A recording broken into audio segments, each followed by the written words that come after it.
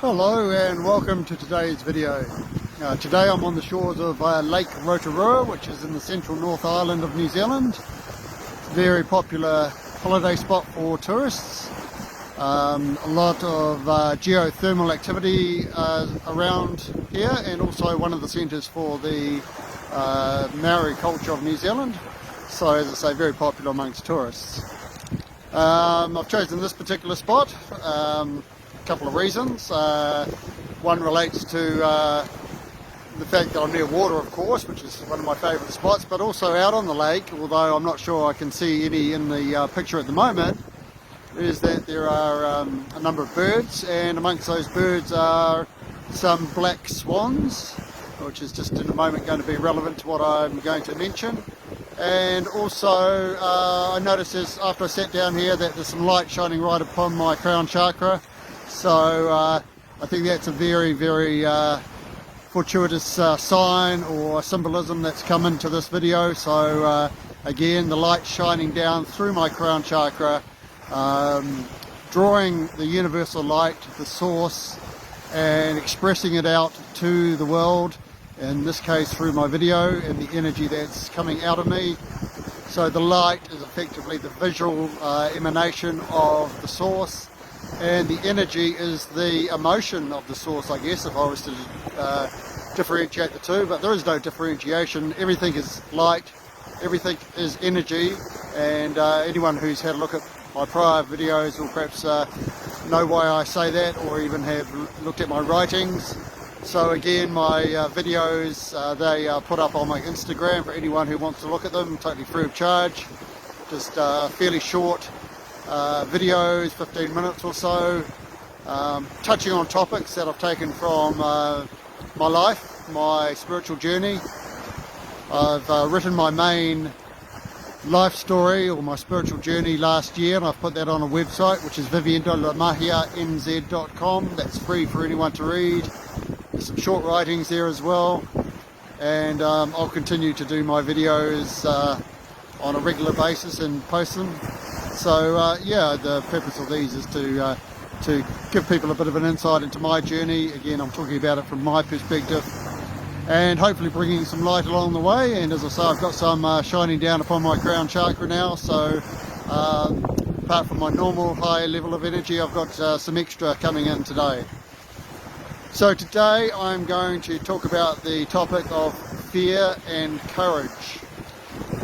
And the reason I mentioned the black swan is because I saw them there yesterday afternoon when I parked up here for the evening, and I thought it's kind of going to be relevant to this topic because there was a book published about 2007 called The Black Swan. It's really to do with events that can happen from literally left field, so very rare events that can have some quite devastating effects, and people tend to, after they occur, explain them away in a kind of simplistic form, but at the time they didn't know they were coming. So they're the extreme events that can happen in life, and the book is really about what to do with those extreme events, and how do you handle them. How do you deal with the fear of these events? And it really talks about being prepared for those events, and also in the meantime focusing on how do you prosper from the positive stuff that's happening in your life, or how do you follow the positive. So I'm going to just read a quote from the author. The author, his name is Nassim Nicholas Taleb, and the quote from him is, "If you take risks and face your fate with dignity, there is nothing you can do that makes you small. If you don't take risks, there is nothing you can do that makes you grand. Nothing." So really what he's saying there is, if you stay in your zone, or your comfort zone, or where you're used to, or in your, let's just say, your limited place, things aren't just going to happen. Nothing's going to turn up and knock on your door to make things amazing. I'm not speaking to the fact that people may be happy in their current situation. If that's the case, then I'm really happy for people that they've found their place in, I call it the universe. And I just encourage people to carry on living their truth, which is that truth. But if people think that there's something beyond that, that then comes into question, well, how do I get there? So how do I go from this place which I call necessarily the dark to the light? Well, how do I go from this place where I'm comfortable but maybe not happy, to a place that's maybe less comfortable, but may bring me more happiness? And as I talk about a lot in here, it's really to do with getting on a path. And everybody's fearful. I mean, to move out of your comfort zone is going to take some courage, taking the first step. I was just talking to a couple of young German tourists, and we had this exact discussion. The young lady, she's lived in Ethiopia, she's also taught in other parts of the world, and now she's in New Zealand for 1 year with her partner. And we were talking about, well, her, or those two young people, they got on a path. They're uncertain about what their future is going to be. Even on this trip here, they don't have any definitive work to go to. They do have a job coming up, but only for a short period of time, and then they're going to move on. And the situation there is that if they had allowed fear to hold them back, they wouldn't be having the amazing adventures that they're having. I mean, they're just having the time of their life. So they took the steps, got on the path. As I say, getting on the path is really what it's all about.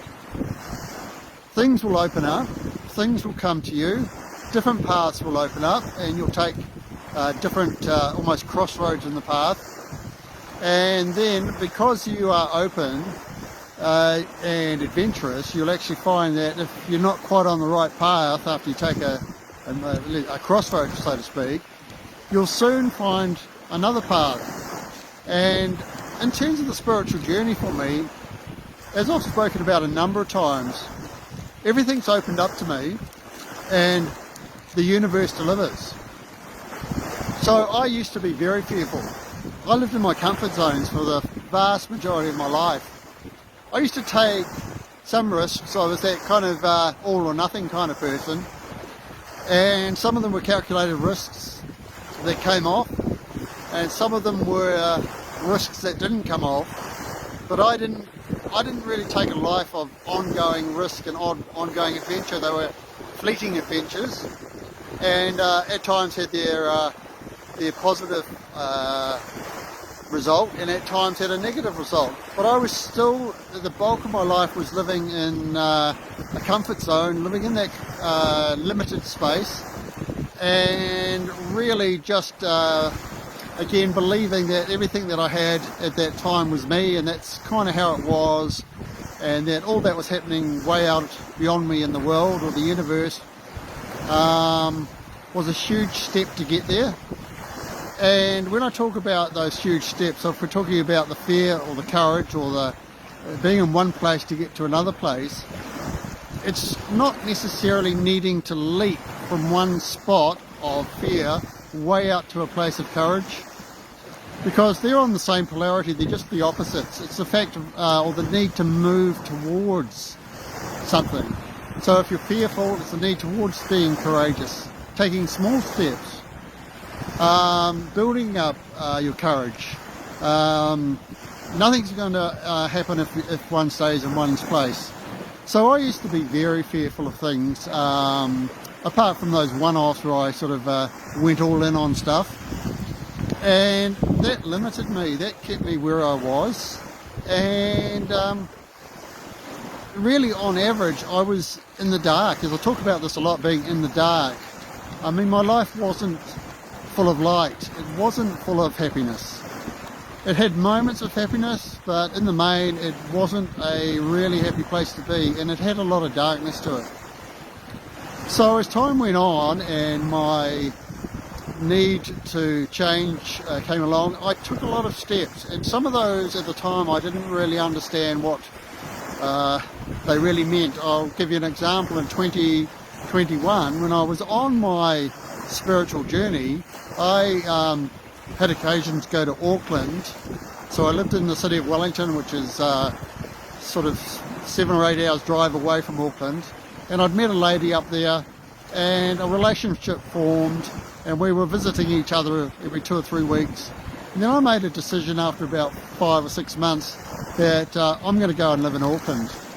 So that was a huge step, and the prior me would have stayed in Wellington, but I was on this journey and I had this sort of impulse to go, or intuition to go, that it was the right thing to do. And I effectively sold up everything. I had a car, 2 cats, and my possessions in the car. Everything else had gone. I went to Auckland, a big step to live up there. I didn't have a job to go to. I had the ability to sort of not work for a little while, but I would have to get a job. And for 3 weeks, everything was good. Then sort of in the 4th week, something sort of bad happened and I had to make a choice. And I made a choice not to continue with the relationship. But I didn't know what I was going to do or go to. I had no place to go or what to do. And it was actually a bad time. The darkness came in real quick. And I explained this story again in my main story. But what I did was, I thought about it, and it was for 4 or 5, 6 days, and I was living in a motel, and I had to do something, and I made a decision to go and look at a motorhome.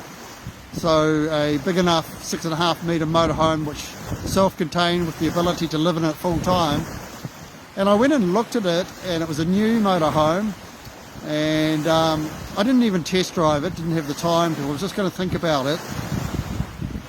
And I then the next day got on a road or a trip back to Wellington to go and stay with my cousin down there for a period of time while I sorted things out. And I was halfway back to Wellington, and all of a sudden this thought came to me, and it wasn't an inexpensive thing to buy. Thought came to me, no, I'm going to do this. I'd never done it before. I didn't really know what I was getting into, apart from I thought it was going to be good for me. And I stopped in Taupo on the halfway down, and Taupo is actually not too far from Rotorua. And I got on the phone to the salesman and I said, I'm going to take that. And I paid the deposit, and then I raised the rest of the money, which was, as I say, not insubstantial, and I purchased it. And then as it transpired, I couldn't get it out of Auckland because COVID locked down Auckland very soon after, and I was stuck for about 7 weeks in Wellington.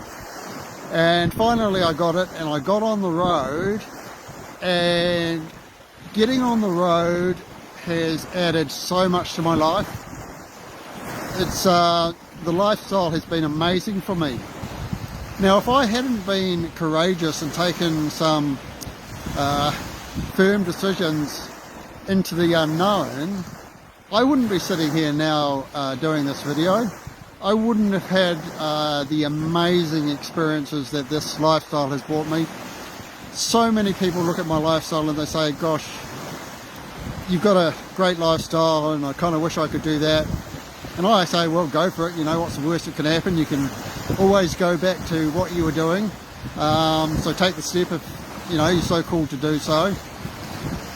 But there's no disadvantage, or not, I see no downside to my lifestyle. That's not to say I'll do it forever, because there could come a time when I'm not able to do it. But this is just a prime example of me originally getting on a path some years earlier, which I call the spiritual journey, and even out of darkness. So there was a dark moment in Auckland when the relationship failed, literally, and I was depressed again, and out of that came a sign from the universe, literally, to go and have a look at a motorhome with the potential to live in it full time, which has led to one of the most amazing decisions I've ever made in life. So that came about from overcoming fear. As I say, I wouldn't have made that decision 15 years ago. No way I would have made that decision. So being on the path, being open to possibility, listening to the messages that came my way. The universe sent me that message. I believe that totally now on reflection. At the time, wasn't so sure it was the universe, but I got the message from somewhere. and made a firm decision, and wow, you know, look where I am now. And this is just one facet of this amazing journey that I'm on. So many other things have opened up to me. So it's the overcoming the fear. As I say, what's the worst that could happen? I could have always gone back to my prior state of being and started again. So I hope that's offered you a bit of light in just that sort of one-off story. If you're encouraged to, or you're called to, you know, I'd encourage people to go and look at my other videos. Maybe read my story. It is relatively long, 79,000 words, but it is full of magic, and it is full of examples of things that have opened up to me. And these things that have opened up to me are easy now because I'm open to them, and I'm not fearful of the consequences because I know the universe is on my side. And to have the universe on your side, that is just about the most powerful ally you could ever have on your side. It beats any person or any institution that one could ever have on your side. Anyway, I'll sum up the video there. I thank you for listening, and I will finish off with one more quote. This quote comes from a Canadian writer, and from a book that he wrote, The Conquest of Fear, Basil King. And the quote is, "Be bold and mighty forces will come to your aid." And as I sit here, hand on heart, I can guarantee that's exactly what happens. So thank you for listening. I will make more videos. I ask that you enjoy the journey. We will meet when we should, and as always, namaste.